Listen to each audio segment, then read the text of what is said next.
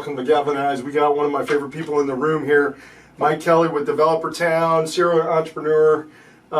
We had kind of like two really good guests here today, right? I mean, between Will and you, and really kind of want to transition. So our last guest, we were talking, Mike, about focus, diversification, being a deal guy, falling in love with every business. And I know you and I, when we see a solution out there that we're going to bring to market, we tend to fall in love with that. What is the art of the possible? So give a little bit of background of your history of what you've done at DevTown, and then talk through the transition a little bit, and then we'll kind of start peppering you a little. Yeah.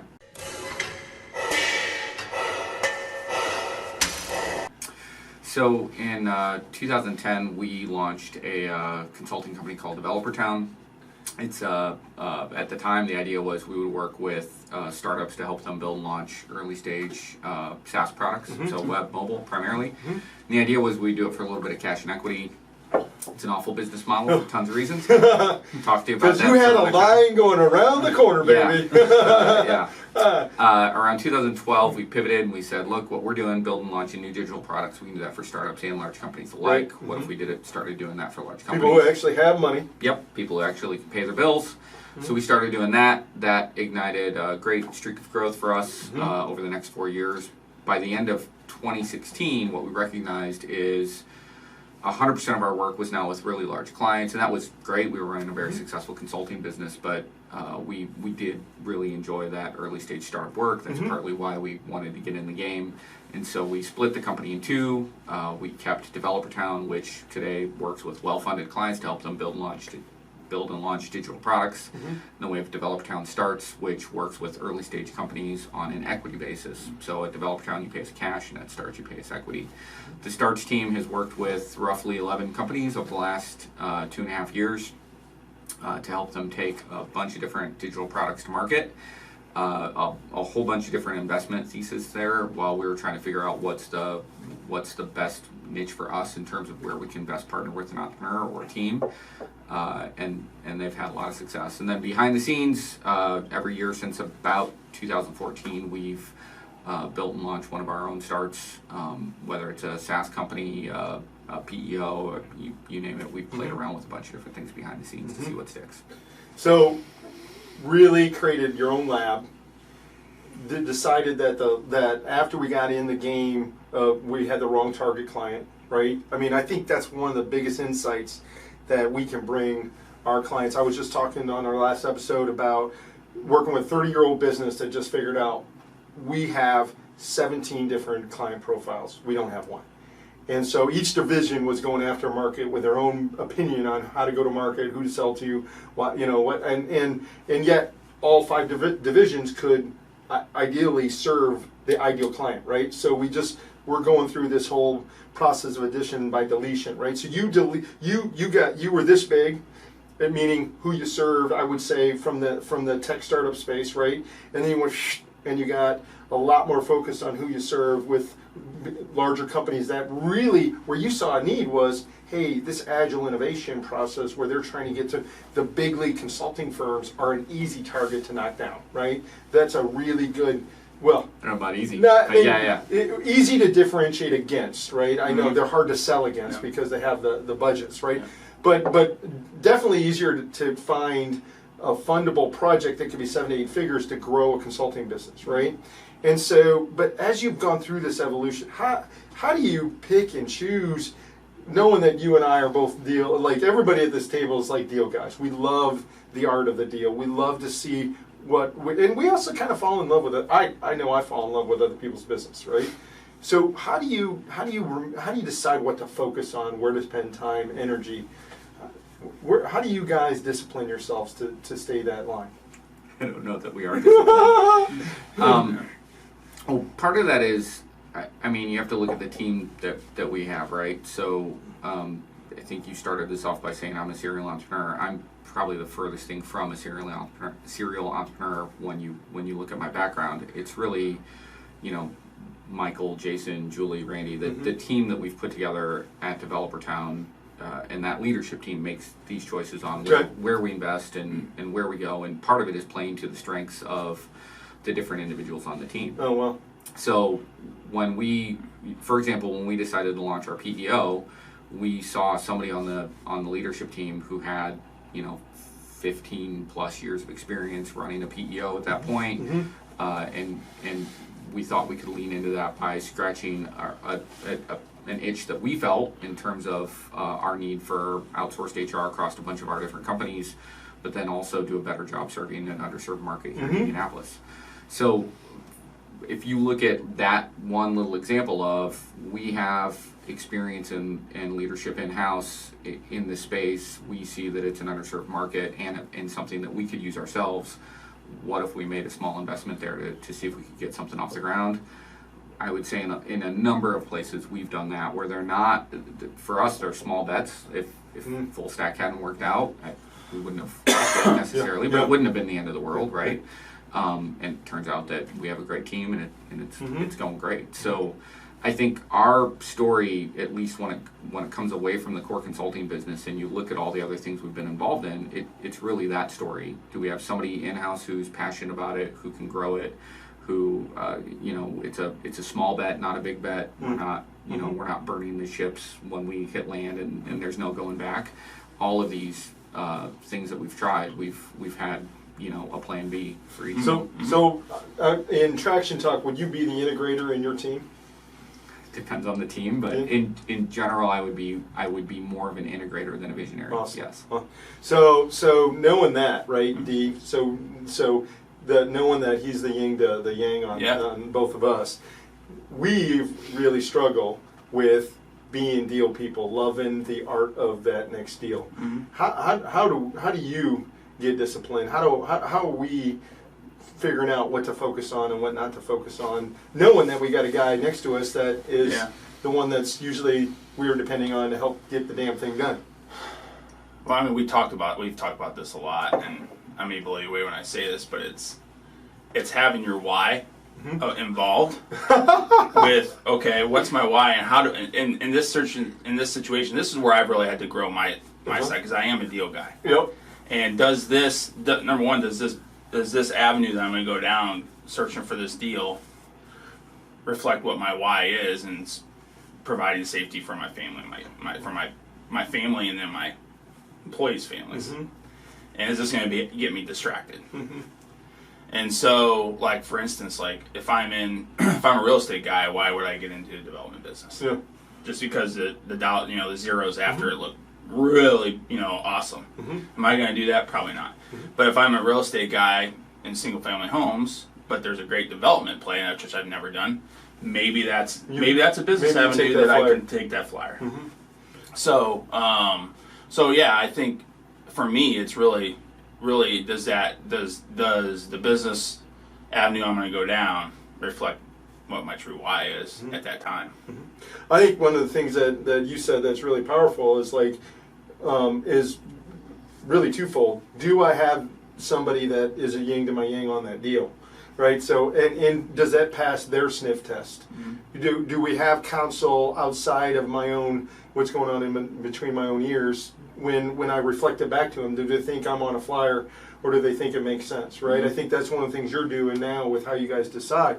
I think the other thing is really, like, to your point, is it on the intersection of where I've determined my unfair competitive advantages? Yeah. Like it, for me, it's marketing, tech, and sales, right? If it's in that swath. Does our current core business allow, like, the people we already have in place currently? Is the new business that you're looking at, is that something you guys can immediately provide value to?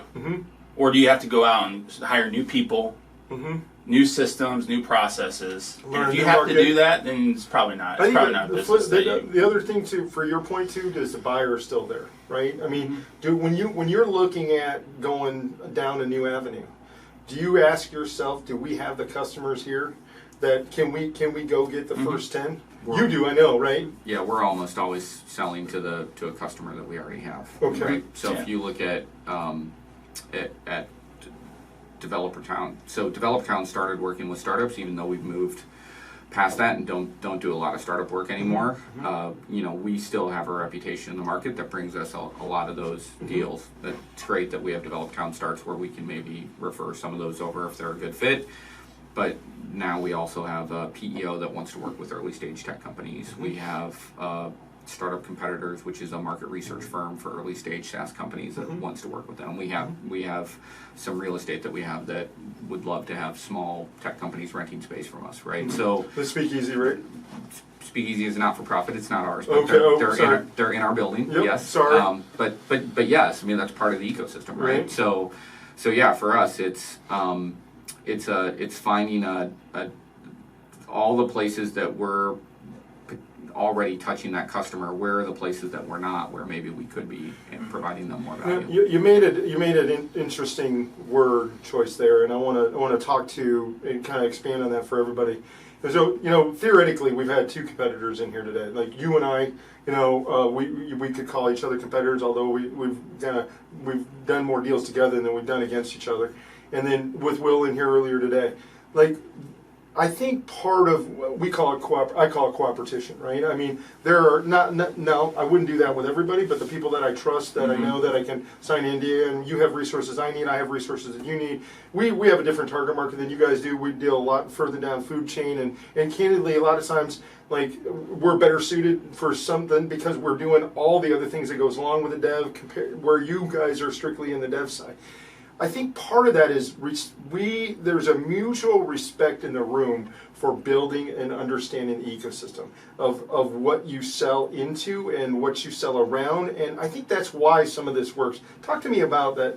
What does ecosystem mean to you, both of you guys? I'll go first. So for me, when we look at it, we're such a small player. It's such a big market. Right. So the first thing you got to recognize is how much you don't matter in the big scheme of things, and that there's. I mean, we're all of us. If you're a custom software development consulting firm under 200 people, you're competing with the Infosys of the world, the Accentures of the world, like. The Deloitte's, There's and then Sogeti, or insert the 500 person consulting firm in your market, wherever that is, right? And so the reality is, I'm not competing against another firm my size for the most part.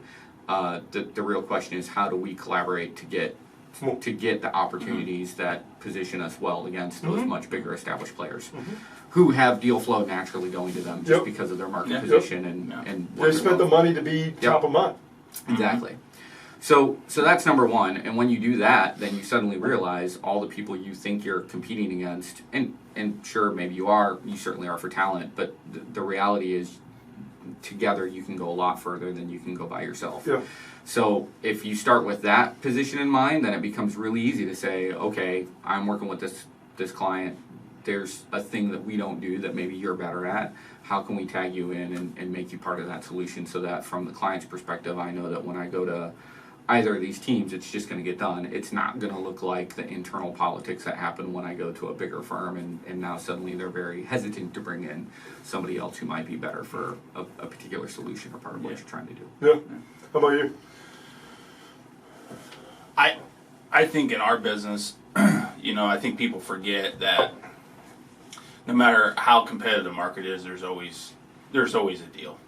There's enough properties that there's not enough people to execute every deal. And so as much as you feel like you're competition, you're not really. Yep. And so I think it's important for the real estate guys that we're in to recognize is that what's the term? Was it pig? Oh, the pig gets fat and the hog gets slaughtered. Yeah. Right. Yeah. The pig gets fat Right. and the hog gets slaughtered. Yep. So it's important to realize that, like, hey, listen, the hogs in this market are probably going to be a 2 or 3 year cycle. Yep. And I think it's also important that you know the people out there that are providing value. Yep. they're really fair. You know, you have a lot of people in our industry like Simple Wholesaling, you know, Brett Snodgrass and Brian Snyder. Like they provide a lot of value. The Manship brothers provide value. New Paradox, Will Hall and his team provide value. And so, and there are a lot of resources. You know, Steve Richards and Brian Pacheras. I mean, they with Rita Bev Indy, they provide a lot of value. And so, you know, the people out there like lifting their hand and saying, hey, you know, whatever, I'm here to help.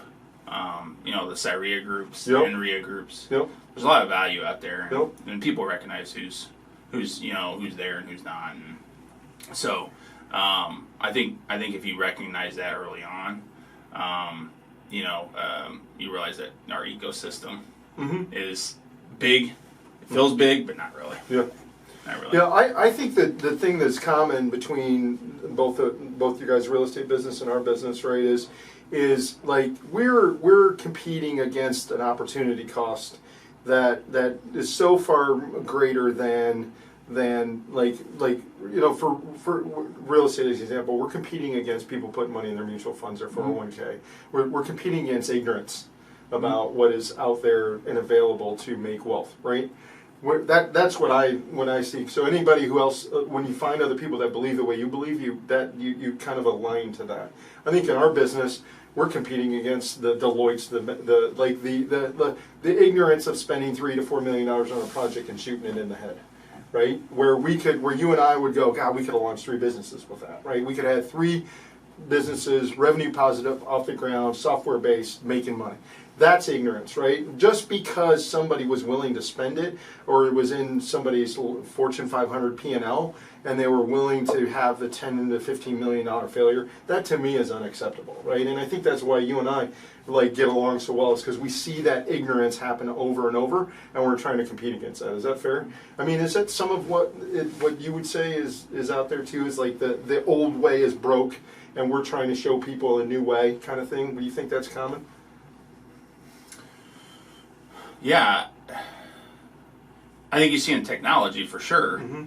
You know, and you see it in our business that our business has changed so much because of systems, and you know, people now are running the real estate business as a business, and it's not just a one-man show anymore. And so, you know, we talked about earlier that, you know, sometimes once you get to a size of a team, like 10 people, 12 people, and you're like, holy cow, it was, you know, it was great when it was 3 or 4 people, and you know, I think you forget, you know, the way the business was ran when it was just 3 or 4 people. The new normal, yeah. And so, but you have to grow. You have to grow with the times, and when things change, you have to be willing to change as well. And in real estate, it's very easy to get stagnant. Very easy. I think I might reframe it from the way that you described it. So to me, it's less about the old way is broke and more about how do you view that investment as tuition. So, and you can think about that at multiple levels. So let's say you're the Fortune 500 company who's going to invest, you know, 5 to 15 million on a strategic product investment. Well, first, you know, there's recognizing that 5 to 15 million to them is not what that is to us, right? But rather than just thinking of that as, okay, this is an investment we're going to make over here, and this will or won't be successful in the market, could we also look at it as tuition to build a team or a sub part of our organization that can better learn the market, our customer, and the needs in that market over time? So I think the organizations that we work with where you see that investment done the best are the ones that say, you know, while we want to win, we want to launch a product that solves the need that we identified, we're also just as interested in making sure that our team better understands the market on the other side of this, better understands the technology we're trying to leverage on the other side of this, better understands the process in which the whole innovation process. Yeah, exactly.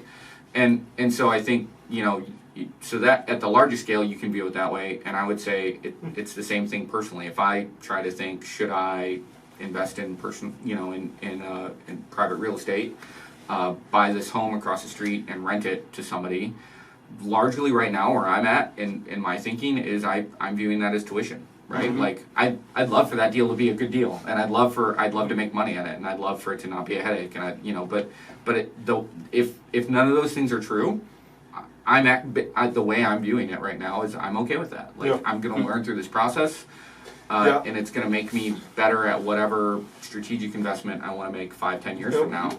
And I think if you look at all of the investments that you're making, part of this is what you said in terms of like going after ignorance, right, and trying to remove that. It's trying to say, okay, in each of these places where I'm making an investment or we're making an investment, what are we supposed to learn through this, regardless of whether or not this investment is successful? Yeah, I agree, and I'm just thinking in how, going back to the innovator's dilemma, right? When you're working with these large companies, how that failure is so unaccepted in big co. But that's certainly still the case in many organizations. Well, and you're right, and you and I were talking about it earlier in the earlier episode about talking about talking about what's acceptable as a loss on the back end, and then looking at it as tuition, right? You said it, looking at it as a learning curve. Like, I referenced the first .com we started that we failed miserably on, which was the best thing that's ever happened to me. I learned more from that than I learned in any business venture we've done, right? Greg and I launched a product last year, and it's been, a whole new litany of problems that I never thought we would have. Just being able to take credit card processing over on the internet was one of the biggest challenges we've gone back and forth with, and just the education of that, how to make something out of that learning. I think as part of what you're saying with getting these larger businesses to understand, that's a hard thing to do, right? And I'd say a lot of them, it's the opposite of what they've learned how to run their organization, because startups, the startup process, the innovation process are very similar, right? You start off with a hypothesis, and your hypothesis is X will buy Y for Z, right? And because they have this pain, and a lot of times, there's a big difference, and I want you to both comment on this, between the bleeding edge and the cutting edge. And there's a reason to call it the bleeding edge, because you could bleed to death waiting for the cutting edge to get there. You know what I'm saying? I think some of that you've seen in the real estate game where you got in early, and then now people are starting to catch up and wanting to come. Everybody wants to be in the party, right? And you're trying to keep advantage of your edge. But some of this is like, can you be ahead of the target market so far that they don't realize even they have the problem, right? So what's the difference between you guys and the bleeding edge and the cutting edge? For us, it's how you provide value when you go meet with a motivated seller.